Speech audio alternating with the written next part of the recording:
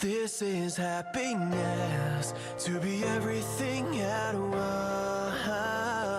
Be unblinded, be unlearned, be unbridled and unburned.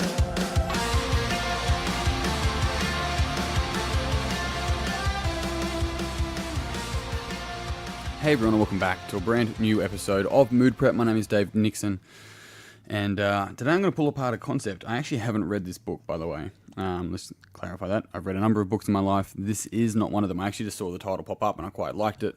I think it's because, personally, I enjoy the way things can be presented that encourage somebody to think differently, to shift the paradigm of thinking, but also that it has maybe a second layer of message behind it as well, right? Because it's like, so The Courage to be Disliked is the title of this book, right?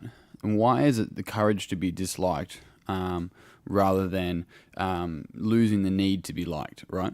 And it's interesting. It's like, well, that for me brings up more questions, which I think is quite powerful. It's like, for me, the whole idea of unbecoming who you're not. The reason why I say that instead of become who you are is because unbecome who you're not is presupposing that somebody already is someone that they're not, that we're already playing a game that's not ours, we're already playing someone else's rules, we're already hurting, we're already in a space where we're not in congruence with what's truly important and true for us. That's why it's unbecome who you are not. Now, the idea of the courage to be disliked is coming, for me, it presupposes this idea that the norm is to be liked. The norm is to want to be liked, to be accepted, and then when we're accepted, we're actually safe within the group, right? That's one thing. It's groupthink. But two, it also encourages courage. That the idea is that the courage behind this idea of being disliked, because it's okay to be disliked, but it's courageous. It's not just like, the desire. It's actually courageous. And what's the opposite of courage? This is why it's beautiful. The opposite of courage is not cowardice, it's conformity. And so if otherwise we go the conformity of being liked, we can start to see how this plays out. I think it's quite beautiful. So the courage to be disliked, if the norm was to want to be liked, and I mean, that is pretty normal. That's something that I think, I've got my own story, but I've seen it in so many other people, especially in this whole idea of this nice guy paradigm, or the nice girl paradigm. I'll just say yes and make everyone happy except for myself, right? Because I can't say no. It's like, actually, every fucking single time we say yes, we're saying no. We're saying no to ourselves. We're saying no. If I say yes to work, I'm saying no to my family, all right? But maybe I'm saying yes to my family long term, but am I really? And so it's this beautiful concept that we get to actually dig deep down in ourselves and find out what's true for us and not true for everyone. But when we step into this courage, step into this space of being disliked, we let go of the need. We know that we're safe without them. How about that? We know we're safe without the need of being liked by other people. Like, that's a powerful place to be. Because it means that no matter what happens, you trust yourself to deal with whatever arises. Doesn't mean it's not going to be hard or challenging or stretch you to your limits, or maybe show you the fake limits that you have, right? The boundary, it's like the backyard fence, and you think that backyard is your boundary, whereas that's simply just a small yard that you've lived in your whole life. Whereas the whole world is actually the opportunity, is the possibility. That's your potential. That's the limit, even further. And so the beautiful thing here is that when we can step out of this desire and need to be liked, and we step into this courageous action of being okay with being disliked, there's beautiful things that occur. So let's have a look at this. So make decisions. What does it mean? Make decisions based on whether we will be liked or not is not being true. So when we're in a space of concerning ourselves about being liked and we're not being courageous about being disliked, we're often deciding on our behaviors and our actions and our words based on what other people may like or may not like, right? Even when people say, I don't care if you like this or not, it's like, well, why did you have to like pre-frame that? And I don't know, I'm asking. Why was it important for you to pre-frame that you don't care whether I like it or not? Are you telling me, or are you telling you? Are you reminding yourself not to care? I mean, because that's an interesting thing, right? Sometimes we say we don't care when really we did. It's like there's a narrator. It's like, I don't care. Deep down inside, David really did care. He cared quite a lot. He stayed up at night, caring. I don't care. It's this idea of, like, let's be true to ourselves. And because if we're making decisions that are if the governing way that we make our decisions, whether someone's going to like us or not, what are we sacrificing? That may be different for each person, but what are we sacrificing? The need to be liked is very dangerous. It can have very, very ill effects on our own health, long-term mental and physical health as well. So what meaning have you attached with this idea of being liked, or what meaning have you attached to this idea of not being liked?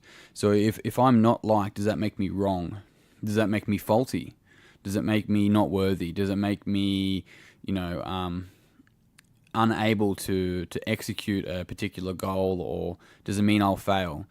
If I need to be liked, like, what does being liked mean? Does it mean that I'm accepted, I'm okay, that I'm safe? Well, maybe, I think there's is it John Wayne? Maybe it might be Mark Twain. Mark Twain, John Wayne. Mark Wayne? John Twain? John Twain. That's who definitely quoted this. It was like, when you find yourself, and I think I only quoted this a couple of podcasts ago, and I'm paraphrasing, but siding with the majority, it's time to reconsider your thoughts and your actions. Right? That's not bad advice. It doesn't mean you need to always see, hang on a sec, the group thinks wrong, but it's just not bad advice at all, because we've got to look at what meaning we have attached to being liked or to being disliked. And also pay close attention today, and the next day, and the next day, and whenever the fuck you want, but pay close attention to when you're actually making decisions, and the governing frame is, will I be liked if I do that or not? I still catch myself every fucking week doing it. I'm probably doing it every day. I'll just say something, right? Yeah, great. How was your weekend? I don't fucking give a shit, but I'm going to say it so that you like me still, and we have this random base boring conversation that allows me to think that, so when you speak to someone else about me, you'll say nice things that I'm liked. That's not nice. And they're not liking you either. They're liking the mask that you're putting on. So pay close attention today and the next. How often you're making decisions that are completely governed by whether you'll be liked or not.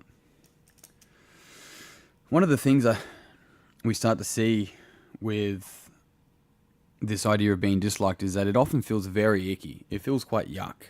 It feels like maybe, and this is moving through our own meaning structures, that there's something is wrong with us or something along those lines. But move through the ickiness feeling. Figure out what it's coming from. It doesn't mean that it's right.